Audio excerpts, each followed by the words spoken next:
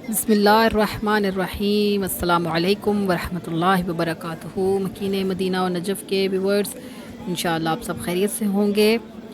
और आज एक बार फिर से आपके साथ मैं व्लॉग लेकर आपकी खिदमत में हाज़िर हूँ। और आज का जो व्लॉग है इसमें हम आपके साथ मनाज़िर शेयर करेंगे हम हरम अमीरुल मोमिनीन से, कि जहाँ पर शहादत इमाम मूसा इब्न जाफ़र अल्लाहुम्मा सल्ली अला मुहम्मद व आलि मुहम्मद, उनकी शहादत के सिलसिले से बैनर्स लगा दिए गए हैं। आज ही लगाए गए हैं हरम अमीरुल मोमिनीन में, और लाइट्स को भी ग्रीन से सुर्ख कर दिया गया है, रेड कर दिया गया है। वो मनाज़िर मैं आपके साथ शेयर करूँगी इस पूरे व्लॉग में। और जो अंदर बैनर्स लगे हुए हैं उनका तर्जुमा मैं आपके साथ इस बार पूरे व्लॉग में शेयर करूंगी। तो आपसे रिक्वेस्ट है कि आप मेरे इस वीडियो को पूरा देखिए और अपनी मालूमात में इजाफ़ा कीजिए, ज़्यादा से ज़्यादा लोगों में शेयर कीजिए। सबसे पहले हम अपने मौला पर सलाम भेजते हैं कि आप पर हमारा सलाम हो, कि जो बाबुल हवाइज है, जो आरज़ुओं की, उम्मीदों की अमाजगाह है, कबूलियत का मरकज़ है।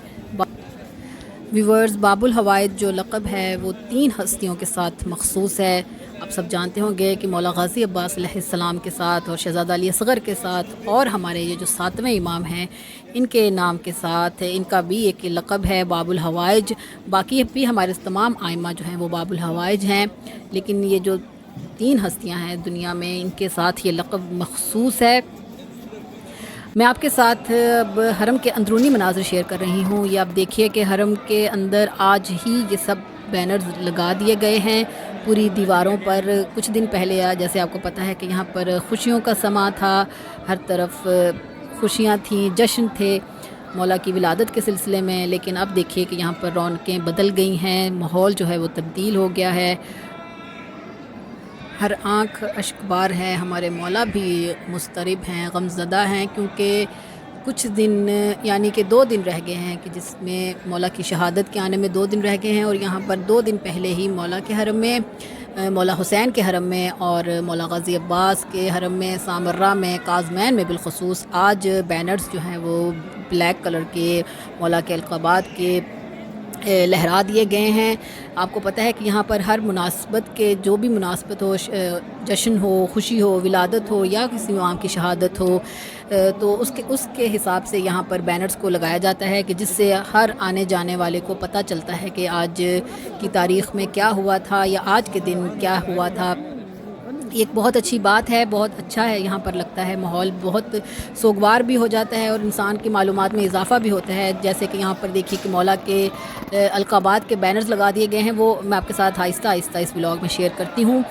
तो देखिए, जो आपकी आंखों के सामने जो पहला बैनर नज़र आ, इस पर लिखा है अस्सलामु अला हलीफ़त सजदत तवीला, कि आप पर हमारा सलाम हो कि जो हमेशा लंबे लंबे सजदे किया करते थे। तो आप सबके इल्म में भी होगा कि आपको पता है कि मौला जो हैं वो हमेशा सजदे की हालत में रहे हैं। वो इस एक उनकी वजह ये भी थी कि उनका कैद खाना जो है वो इस कदर तंग और तारीक था, इस कदर तंग था कि वो ना तो वो प्रॉपर्ली खड़े हो सकते थे, ना वो प्रॉपर्ली लेट सकते थे। तो उन्होंने 14 साल जो अपनी ज़िंदगी के गुजारे हैं वो उन्होंने इबादत खुदा में गुजारे हैं, यानी कि सजदे की हालत में वो रहे हैं।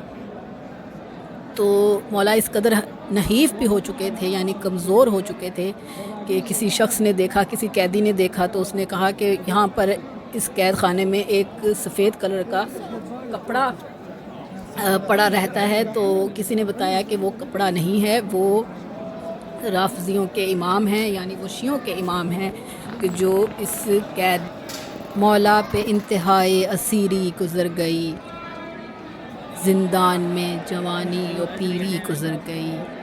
जी मोमिनात, हम अपने मौला पर सलाम भेजते हैं कि जो लंबे लंबे सजदे किया करते थे, आप पर हमारा सलाम हो। आप हमारी तरफ़ से इस पुरसे को कबूल कीजिए, तमाम मोमिनीन की तरफ़ से, तमाम मोमिनात की तरफ़ से, तमाम मरहूमीन की तरफ़ से, कि जो जो आपकी ज़ियारत के लिए ना आ सके उन सब की तरफ़ से पुरसे को, इस अज़ीम शहादत पर हमारे पुरसे को अपनी बारगाह में कबूल कीजिए। हम उनके जद को, यानी मौला इमाम मूसा इब्न जाफ़र के जद को, यानी मौला अमीर को हम भी पुरसा पेश करते हैं तमाम की नियाबत में कि ए हमारे मौला, अपने पोते का जो इतनी बेदर्दी से और जुल्म के جس پر ظلم کی انتہا کر دی گئی اور اس حالت میں ان کو شہید کیا گیا، جس میں 18 سال وہ قید خانے میں رہے، یعنی ایک کنویں کے اندر کہہ سکتے ہیں کہ جس میں نہ وہ پراپرلی کھڑے ہو سکتے تھے نہ لیٹ سکتے تھے، اس میں وہ قید رہے۔